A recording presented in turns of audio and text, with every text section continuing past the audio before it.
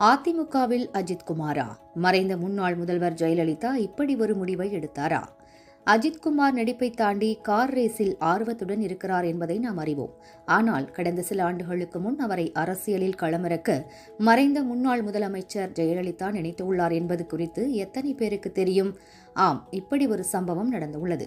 இதுகுறித்து பிரபல பத்திரிகையாளர் ஒருவர் தகவலை பகிர்ந்துள்ளார். இதில் மறைந்த முன்னாள் முதல்வர் ஜெயலலிதா ஒருமுறை தனது ஆலோசகரிடம் அஜித் குமாரை தனது கட்சியில் இணைப்பது குறித்து பேசியுள்ளார். அஜித்திற்கு ஜென்டில்மேன் என்கிற பார்வை மக்களிடம் இருக்கிறது.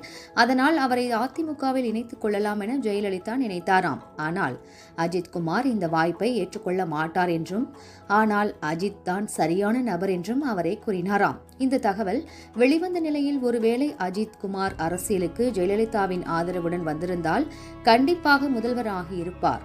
இவ்வளவு பெரிய பொறுப்பை மறுத்துவிட்டாரே என ரசிகர்கள் பேசி வருகிறார்கள்.